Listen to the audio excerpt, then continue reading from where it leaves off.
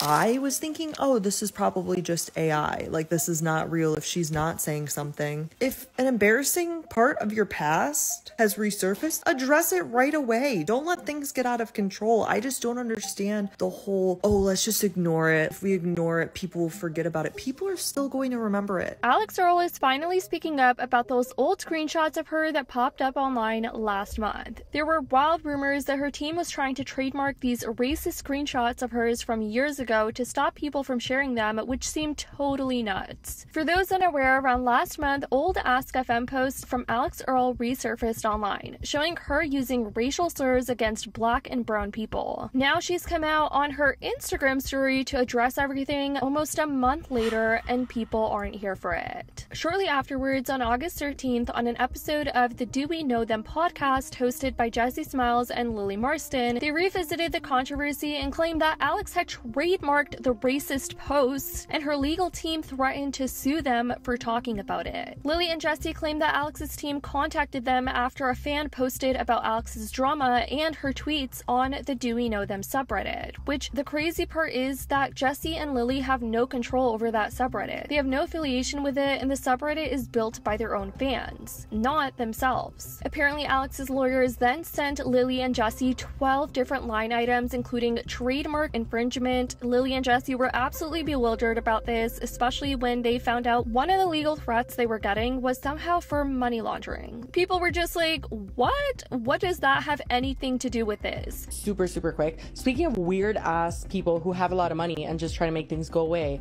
Alix Earle had her lawyers email us. I have to say it. I can't keep it in. It is the weirdest shit I've ever seen. They emailed us, first of all, thinking that we have any control or association with our subreddit, even though it is stated multiple times on every single post that we have no affiliation with that. We don't moderate it. We don't have any access to it. And either way, her lawyer contacted us and said that we have violated their copyright. Oh, no. We have violated like a dozen laws, according to this email, including like money laundering or something. Like, it's Janet level, like, you're gonna go to jail for years. Like, but it was you're wondering why this would even happen, because we haven't spoken about Alix Earle in a while. It's because someone posted on our subreddit on the like heels of the Brooke Schofield stuff. Well, Alix Earle apparently has her fair share of a racist past with using the N-word a lot on her Ask FM. And so people posted screenshots of that in our subreddit.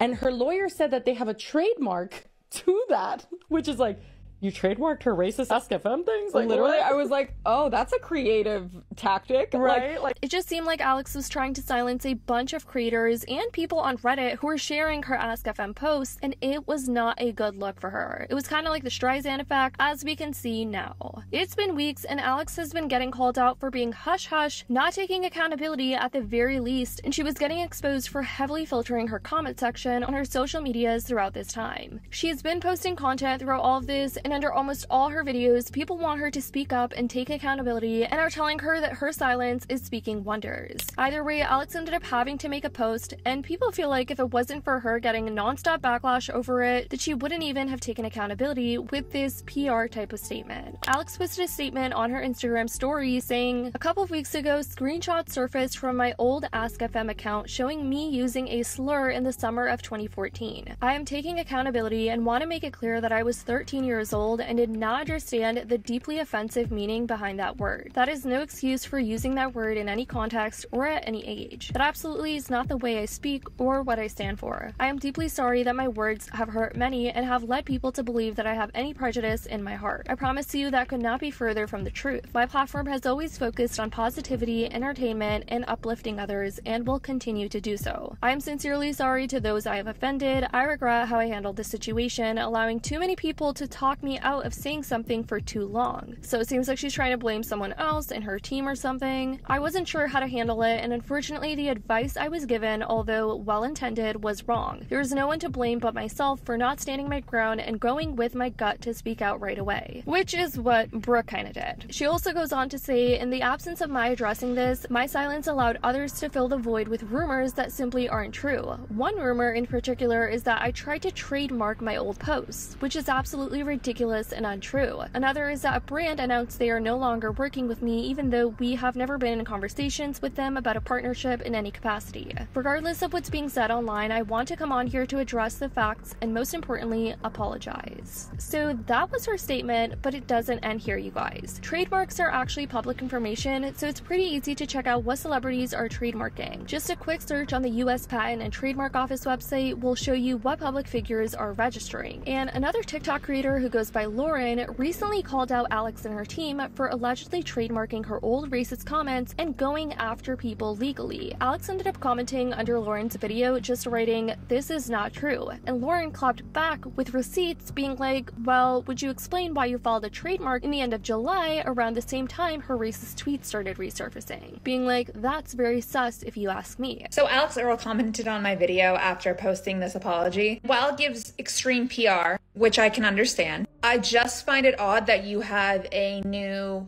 trademark filed when all these accusations came out about a month ago. Totally understand why you trademark your name. But the top ones that you're using it for, we all make mistakes and we can forgive, but you would have stayed silent if TikToks weren't made. Lauren tagged Alix, ultimately just wanting her to take accountability. Alix Earle, we all make stupid mistakes, especially in the 2010s, with social media being so new, and I think cancel culture needs to turn into accountability culture, which is what ultimately people are so upset at her for taking so long to address this, people thinking she was trying to brush this under the rug. It's just all about the optics when it came to how Alix decided to handle this whole situation. About integrity at the end of the day, and people think Alix did not do a good job portraying her integrity throughout all of this. Lauren goes on to say, "With that said, you did file for trademarks at the end of July that includes picture content, and I just find that odd." Now, this might not come as a shocker to you guys, but Alix's statement ended up coming with even more backlash, because it seems like people just know Alix's true colors now. It took her weeks to address this, long enough, and she only did it via an Instagram story that goes away within 24 hours, which people are just like, yeah, no. If y'all take a look at her recent TikTok post, she's getting absolutely roasted, and it just shows they're not here for her statement. If you take a look over on her recent Instagram post, you can just tell no one is here for her statement. They're just not buying into it. Bro, I was 13 too, and you better not to say that. Trademarking your racism speaks loudly.